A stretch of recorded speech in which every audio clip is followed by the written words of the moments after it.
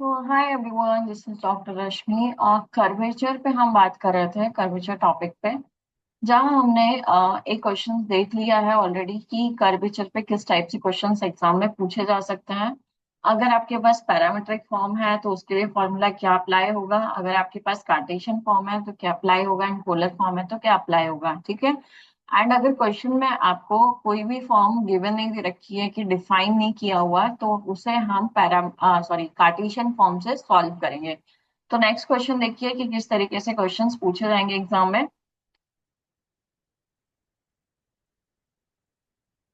Question यहाँ पे दे रखा है कि x की value if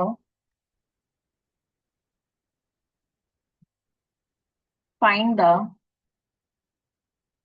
radius of curvature, find the radius of curvature at any theta of the साइक्लोid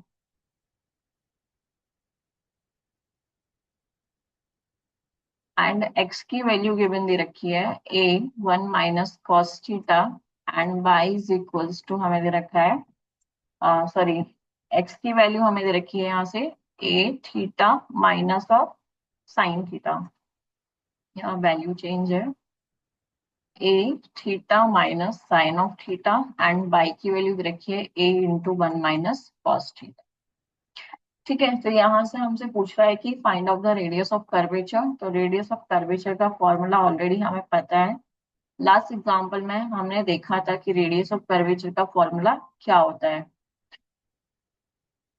curvature रो से डिफाइन करते हैं, रो इज इक्वल टू कितना होता है, ds अपॉन डी शाई।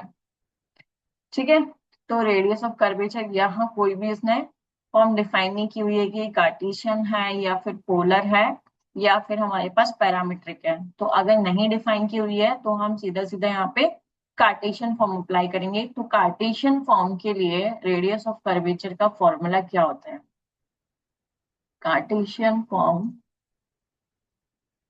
ऑफ रेडियस ऑफ कर्वेचर के लिए फॉर्मूला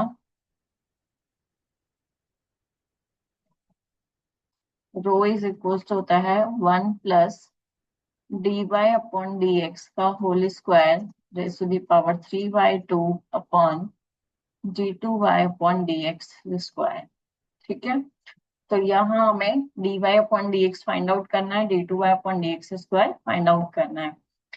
तो x की वैल्यू उसने थीटा के रिस्पेक्ट में दी हुई है, x into theta minus sine theta, and y की वैल्यू भी इसने गिवन दी हुई है थीटा के रिस्पेक्ट में 1 - cos थीटा। तो सबसे पहले हमें निकालना है यहाँ से dx upon d theta. dx upon d theta कितना हो जाएगा, a थीटा का कितना हो जाएगा 1 minus cos theta and y, तो dy अपॉन डी थीटा यहाँ से निकालेंगे तो कितना हो जाएगा a इंटू 1 का 0, cos थीटा का होता है minus sine theta and minus already है तो यहाँ से हो जाएगा ये प्लस का साइन थीटा। सेम हमें dy अपॉन dx निकालना है, तो dy अपॉन डी थीटा अपॉन क्या करना है हमें, dx अपॉन डी थीटा। तो dy अपॉन डी थीटा कितना है यहाँ से a sine theta upon a कितना बनेगा 1 - cos थीटा। ये कैंसिल हो जाएगा।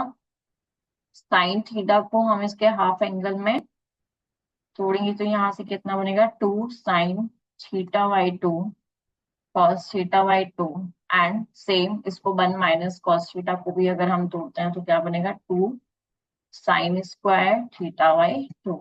कैंसिल करोगे यहाँ से टर्म तो क्या बनेगा आपके पास cot थीटा/2। ये आपके पास निकल गया है dy अपॉन dx। तो d2y अपॉन dx स्क्वायर निकालने के लिए क्या करना है, फॉर्मूला क्या होता है d अपॉन dx एंड किसके रिस्पेक्ट में, x के रिस्पेक्ट में dy upon dx। But dy upon dx की वैल्यू हमारे पास किसके रिस्पेक्ट में है, थीटा के रिस्पेक्ट में। तो इस टर्म को हम कैसे लिखेंगे, d upon d theta into dy upon dx into d theta upon dx। Right, value put करेंगे यहाँ से क्या बनेगा d upon d theta, dy upon dx की वैल्यू कितनी है cot theta by two into d theta upon d x की value कितनी है यहाँ से 1 a into 1 - cos theta, right.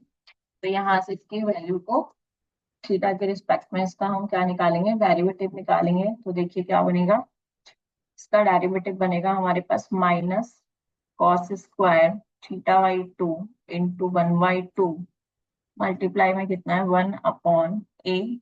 इसको भी हाफ एंगल में तोड़ देंगे तो क्या बनेगा 2 sin square theta by two, right.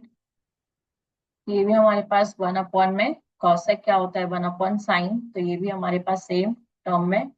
तो क्या बनेगा माइनस का 1/2a and sine raise to the power 4 theta by two. इसको हम जब वापस लिखेंगे तो क्या बनेगा 1/-2a and cosec raise to the power 4 theta by two. तो dy अपॉन डी एक्स निकल चुका है, d2y upon d x square निकल गया है। अब हमें सब क्या निकालना है, कार्टेशियन फॉर्म से रेडियस ऑफ कर्वेचर। तो rho is equals to 1 plus formula मैंने यहाँ पर ऑलरेडी डिफाइन किया हुआ है, ये इसका फॉर्मूला है।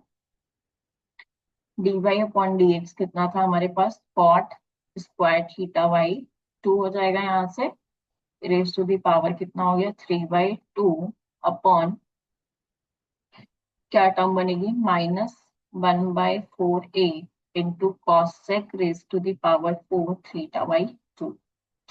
सॉल्व करेंगे 1 प्लस कॉट तो क्या बनेगा -4a ऊपर चला जाएगा, तो ये टर्म बनेगी हमारे पास cosec square theta by two upon 3/2 और यहाँ से बनेगा कॉसेक कितना है 4 raise to the power 3 sorry theta by two. Power से कैंसिल हो गया, ये क्यूब हो गया, ये 4 हो गया, तो इसको कैंसिल करोगे यहाँ से क्या बनेगा माइनस का 4a and cosec theta by two. इसको हम क्या लिख सकते हैं -4a sine theta by to.